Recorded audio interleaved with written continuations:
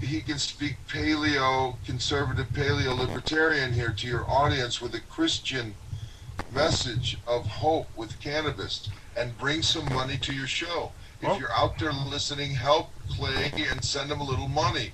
Clay, send them to your yeah. all they got And to so do we're, is go to Free American. My email's on there. The link is there to PayPal.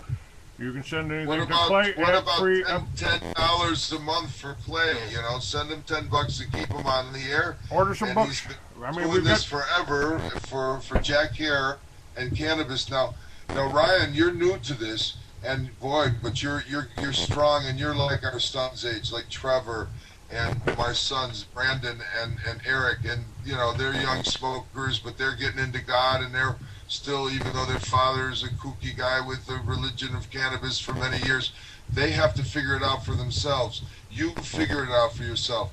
You know, what about Right. Roger and I've what got you two think children about all myself. that? I have two girls, and you know, if my girls decide to grow up and be Mormon, despite that I reject it myself, I would absolutely support them in their decision because, you know, I don't need to, you know, control them like a puppet. I don't want that. You know, if I want that for my kids, then why am I fighting for freedom for myself?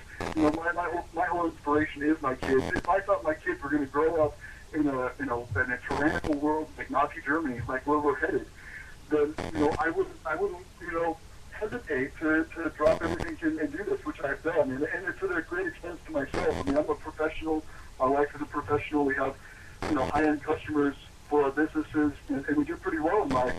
And to do this, you know, especially on talk radio and protesting and, you know, getting thrown in jail. I got thrown in jail on June 12th at a parade in Utah. I traveled from Washington to Utah to hold a sign at a parade where I grew up that said legalize it, and they threw me in jail for it for protesting without a permit. And I got that law changed on July 20th. A law that has been on the books since 1968. The city attorney, if you go to springville.org and you look at the minutes of their city council meeting of July 20th, 2010, you'll see that they mentioned me. I'm the only guy that's ever been arrested for this supposed crime.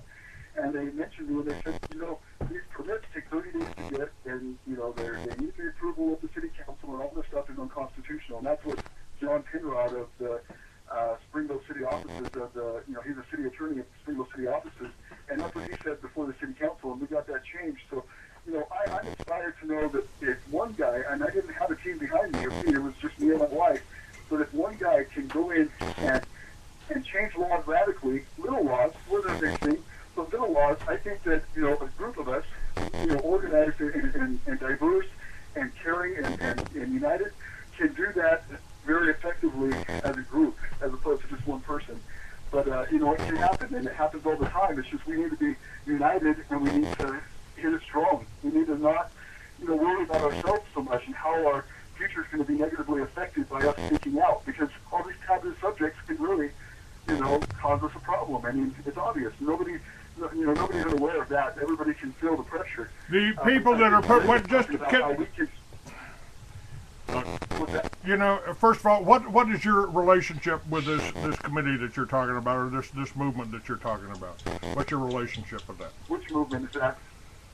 The democracy thing? Movement is that, Craig? What's that?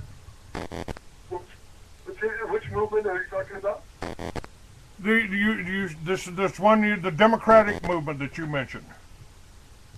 Oh, you're talking about the National Initiative for Democracy? Yes, sir. Well, Yes, sir. You know, I didn't know about it until my wife found out about it in the 2008 election. She was going for Mike Gravel, which is a former senator of Alaska, who is proposing this, and she was voting for him. And I was interested in Ralph Nader just because, you know, he's the odd guy out. He's always been a person that has fought for consumer rights and you know, the rights of the people. You know, he's a graduate from Harvard, and instead of working for a big bank, he went and fought for the, you know, rights of the people. And so I, you know, based on that alone, I was voting for Ralph Nader, and she was going for Mike Gravel.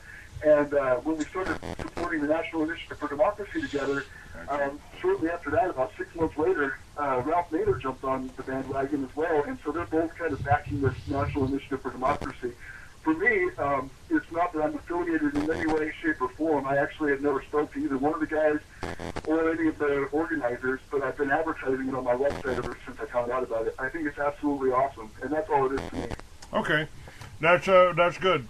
You got a website. What is that? It's www.XCannabis.com. And that's the letter X, CANNABIS.com. Okay. Ryan, tell us a little bit about how you're there on the top there, Clayton. Just to let you know. Yeah, Clayton, you're on it. Okay, great. And this show will be up. You can download this show as an MP3 by going to Blog Talk, hit the player on Blog Talk, and save to your default player. It'll save it as an MP3 file for you. And very cool. You know, I do appreciate you, Clayton. I just want you to know, I appreciate the airtime, and I have a lot to say. It's not monetarily or politically motivated. You know, I don't have any sponsors or any backers. I'm just a concerned citizen that served 8 months in jail in Utah for simple possession of marijuana when I was a kid. And I'll tell you what it did to me.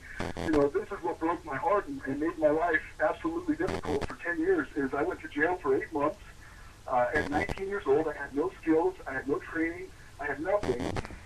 You know, and I served 8 months and got out and had a drug charge, which, you know, disqualified me for all kinds of different benefits, including serving in the military, which my family is a very historically military family. My dad was a 101st Airborne, Green Beret. My grandpa flew in World War II, and I planned on getting military experience and going to college with the GI Bill. And I got denied when I applied for military service because of my drug charges. I had 3 of them, and they said they could nullify the one, they could expunge the one if I only had one, but I had 3, and all 3 of them had possession of marijuana, possession of paraphernalia, each different arrest. And they were always for just simple possession. They weren't for dealing or cultivation or manufacturing or intent or any of that. It was simple possession of marijuana. Well, and so Ryan, that essentially, I helped start the paraphernalia industry. I helped start the head shops. I sold the head shops in every state in the union. I helped them go.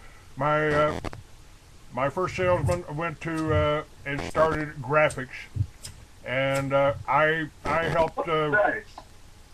You know, and I financed Jack Harrow while he was going through that. I helped start Normal. I was the first distributor for High Times in Texas. I've been fighting this battle for 40 years.